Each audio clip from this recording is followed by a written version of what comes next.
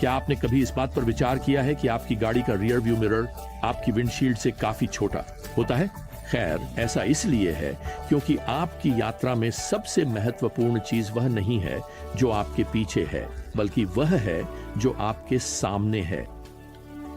मुझे एक आदमी की कहानी याद है जो अपनी याददाश्त खो रहा था और वह अपनी जांच के लिए डॉक्टर के पास गया और अंततः डॉक्टर ने उससे कहा, हम उस शारीरिक समस्या को बिना सर्जरी के हल नहीं कर सकते जो याददाश्त खोने का कारण बन रही है, लेकिन सर्जरी से आपकी दृष्टि पर असर पड़ सकता है।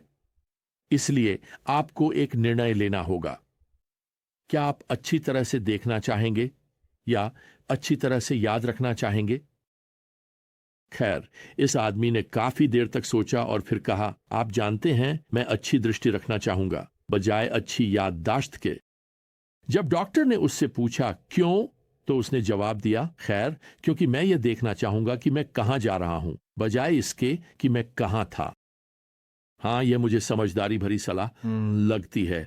पौलुस ने कहा, वह उन चीजों को भूलने जा रहे हैं और उस भविष्य के दिन की ओर बढ़ेंगे जब वह प्रभु के साथ होंगे। फिलिप्पियों 3:13। अब बाइबल आपके भविष्य की भविष्यवाणियों से भरी हुई है और मुझे आपको बताने दीजिए, यह आपके इतिहास से कहीं अधिक उत्साहजनक है। भविष्यवक्ता योएल ने इस्राएल को याद दिलाया है कि क्या है या जल्द ही अजीब उनका अतीत होगा, वह टिड्डियों की झुंड की महामारी और एक आने वाले दुश्मन के आक्रमण की भविष्यवाणी। खैर, इन्हें लोगों को भगवान की ओर वापस लाने के लिए डिजाइन किया गया था। अब इस छोटी भविष्यवाणी की पुस्तक का अंतिम आधा भाग आगे के रास्ते पर केंद्रित है, वास्तव में भविष्य में बहुत दूर, वास्तव में मानव इतिहास के अंत तक। यह उन दिनों की ओर देखता है जिन्हें बाइबल अंतिम दिनों के रूप में संदर्भित करती है, वे भविष्य के दिन जो दिव्य न्याय लाते हैं। वैसे यह भी एक समय होगा जब इस्राएल प्रभु की ओर पश्चाताप में मुड़ेगा, यह भगवान की सभी वाचा की प्रतिज्ञाओं की पूर्ति का अनुभव करेगा। खैर, आज की हमारी ज्ञान यात्रा के लिए चलिए अध्याय 2 से अपनी पढ़ाई फिर से शुरू करते हैं और योएल उस भविष्य के दिन का वर्णन कर रहा है, इस्राएल के अंतिम दिनों का। प्रभु यहां पद 28 में कहते हैं, मैं अपनी आत्मा को सभी प्राणियों पर उंडेल दूंगा, तुम्हारे बेटे और तुम्हारी बेटियां भविष्यवाणी करेंगी, तुम्हारे बूढ़े लोग सपने देखेंगे और तुम्हारे युवा लोग दर्शन देखेंगे। मैं आकाश और पृथ्वी पर चमत्कार दिखाऊंगा, रक्त और आग और धुएं के स्तंभ। सूर्य अंधकार में बदल जाएगा और चंद्रमा रक्त में, प्रभु के महान और भयानक दिन के आने से पहले। और यह होगा कि जो कोई भी प्रभु के नाम को पुकारेगा वह बचाया जाएगा। खैर, यहां की यह भविष्यवाणी स्पष्ट रूप से और उन दिनों की ओर इशारा करती है जिन्हें अंतिम दिन कहा जाता है, जब प्रभु की आत्मा सभी प्राणियों पर उंडेली जाएगी। अब यहां का संदर्भ यह सुझाव देता है कि यह सभी इजरायलियों, विशेष रूप से यहूदी लोगों के लिए है। यह उंडेलना विशेष दर्शन और सपनों के साथ साथ आकाश में ब्रह्मांडीय चमत्कारों के साथ होगा। सूर्य अंधकारमय हो जाएगा और चंद्रमा रक्त लाल हो जाएगा। ओह प्रिय, मैं आपको बताना चाहता हूं, यह अभी तक नहीं हुआ है, यह अभी भी भविष्य में है। अब कई झूठे शिक्षक हैं जो इस भविष्यवाणी की पूर्ति में भगवान से दर्शन और सपने होने का दावा करते हैं, लेकिन वे संकट काल के संदर्भ की उपेक्षा करते हैं। यही वह समय है जब यह सब होने वाला है। अब बहुत सी भ्रम की स्थिति प्रेरितों के काम अध्याय 2 की गलतफहमी से उत्पन्न होती है। यही वह समय था जब पवित्र आत्मा यरूशलेम में शिष्यों के भीतर निवास करने के लिए उतरा था। प्रेरितों ने उस दिन भीड़ के सामने विभिन्न भाषाओं में चमत्कारिक रूप से बात की और पतरस ने यहीं योएल अध्याय 2 में इस भविष्यवाणी का उल्लेख किया। लेकिन जैसा कि हम देखेंगे, वैसे ही जब हम प्रेरितों के काम की पुस्तक में आगे बढ़ेंगे, पतरस यह नहीं कह रहे हैं कि संकट काल शुरू हो गया है या योएल के संकेत अब सभी पूरे हो रहे हैं।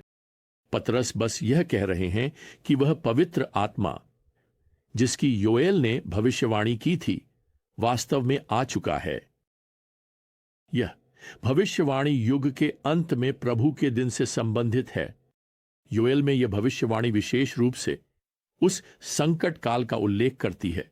वास्तव में प्रकाशित वाक्य 6:12 में हमें विशेष रूप से बताया गया है कि भविष्य के संकट काल में सूर्य काले कपड़े जैसा काला हो जाएगा और चंद्रमा रक्त जैसा हो जाएगा।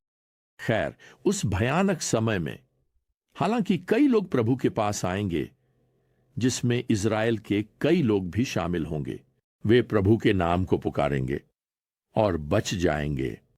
खैर, यह कब होगा? खैर, अध्याय 3 और पद 1 हमें यहां बताता है। मुझे इसे पढ़ने दें, क्योंकि देखो, उन दिनों में और उस समय जब मैं यहूदा और यरूशलेम की समृद्धि को पुनः स्थापित करूंगा। परमेश्वर इज़राइल के लोगों के लिए पुनः स्थापना का समय वादा कर रहे हैं। वास्तव में यह पुरानी वाचा में अक्सर उल्लेखित है और यह मसीह के पृथ्वी पर लौटने के साथ शुरू होगा, जब संकट के बाद प्रभु को विश्वास करने वाले इज़राइल द्वारा उनके मसीहा के रूप में स्वागत किया जाएगा। यह एक अद्भुत दिन होगा। अब यहां पद 2 में हमें बताया गया है कि मसीह की वापसी के तुरंत बाद योएल कहते हैं, मैं सभी राष्ट्रों को इकट्ठा करूंगा और उन्हें यहोशापात की घाटी में ले जाऊंगा, और मैं वहां अपने लोगों और अपनी विरासत इस्राएल के लिए उनके साथ न्याय करूंगा, क्योंकि उन्होंने उन्हें राष्ट्रों के बीच बिखेर दिया है और मेरी भूमि को विभाजित कर दिया है। खैर, यह उन सभी के भविष्य में न्याय का वादा है जो क्लेश काल से बच जाते हैं। यह यहोशापात की घाटी में होगा। अब हमें वास्तव में नहीं पता कि वह कहां है, लेकिन जाहिर है कि यह यरूशलेम के पास है। दिलचस्प बात यह है कि यहोशापात जो यहूदा के एक राजा का नाम था, का अर्थ है प्रभु न्याय करता है। अब विशेष रूप से वहां इकट्ठी हुई जातियों का न्याय इस बात के लिए किया जाएगा कि उन्होंने परमेश्वर की चुनी हुई प्रजा इज़राइल के साथ कैसा व्यवहार किया है। यह वही न्याय है वैसे जिसे यीशु मत्ती अध्याय 25 में वर्णित करते हैं, जहां प्रभु क्लेश काल के अंत में भेड़ों विश्वासियों को बकरियों अविश्वासियों से अलग करते हैं। बकरियां उन लोगों का प्रतिनिधित्व करती हैं जिन्होंने मसीह को अस्वीकार किया और इतिहास भर यहूदी लोगों के साथ दुर्व्यवहार किया। वास्तव में मत्ती 25 के पद 43 में कहा गया है कि वे शैतान और उसके दूतों के लिए तैयार की गई अनंत आग में जाएंगे। खैर, अब यहाँ योएल अध्याय 3 और पद 9 में हम पाते हैं कि राष्ट्रों को युद्ध के लिए तैयार होने का आह्वान किया जा रहा है। यहोशापात की घाटी में जो न्याय हमने अभी पढ़ा, वह पृथ्वी पर जीवित अविश्वासी राष्ट्रों का न्याय है। वे क्या करने जा रहे हैं? वे इस्राएल के खिलाफ लड़ने के लिए इकट्ठा होंगे संकट के अंत में, उस समय की अवधि के अंत में, मसीह की वापसी से ठीक पहले। वैसे हम इसे अर्मागेडन की लड़ाई कहते हैं। सभी राष्ट्र इज़राइल को नष्ट करने के लिए आए हैं, केवल यह जानने के लिए कि प्रभु यीशु ने उन्हें अपनी दूसरी आगमन पर नष्ट करने के लिए उस घाटी में लाया है। आप देख सकते हैं प्रकाशित वाक्य की पुस्तक, जहां प्रभु इस विशाल सेना को नष्ट करने के लिए उतरेंगे, और वैसे उनके साथ उद्धार पाए हुए लोग होंगे जो 7 साल पहले पृथ्वी से उठाए गए होंगे, उनके सभी उद्धार पाए हुए। अब फिर से यहां योएल अध्याय 3 और पद 13 में उन सभी विद्रोही सेनाओं पर प्रभु की विजय जो इज़राइल के खिलाफ मार्च करती हैं, यहां एक दिव्य फसल की कटाई और अंगूरों को वाइन प्रेस में रौंदने के रूप में वर्णित की गई है। वैसे हम यह छवि प्रकाशित वाक्य अध्याय 19 में भी देखते हैं। जब यीशु क्लेश के अंत में लौटेंगे, हिनाश योएल हमें यहां पद 15 में बताते हैं, वह परमेश्वर के क्रोध के प्रकोप की वाइन प्रेस वाइन को रौंदेंगे। सभी अविश्वासी जो इस महान अर्मगेडन की लड़ाई से बच गए हैं, वे फिर यहोशापात की घाटी में न्याय के समय प्रभु के सामने खड़े होंगे। अब योएल यहां समाप्त नहीं करते। वास्तव में अंतिम पदों में वह मसीह के सहस्राब्दी राज्य के अगले चरण की ओर इशारा करते हैं, जब यीशु अपने उद्धार किए हुए लोगों के साथ पृथ्वी पर उतरेंगे। पद 17 कहता है, यरूशलेम पवित्र होगी और यहूदा की सभी नदियां जल से बहेंगी। पद 18, भूमि उत्पादक और समृद्ध होगी। यहूदा की भूमि, पद 20 हमें बताता है, सदा के लिए बसी रहेगी। तो यह एक अच्छा अनुस्मारक है प्रिय। इस वर्तमान जीवन में चाहे चीजें कितनी भी बुरी क्यों ना हो जाएं, यीशु मसीह के अनुयायियों का एक अद्भुत भविष्य है। यह विजय और आनंद का भविष्य है जो थोड़ी और ही दूर पर है। तो आइए हम पीछे के दृश्य दर्पण पर इतना ध्यान न दें जो हमारे पीछे है। आइए आगे की ओर देखें।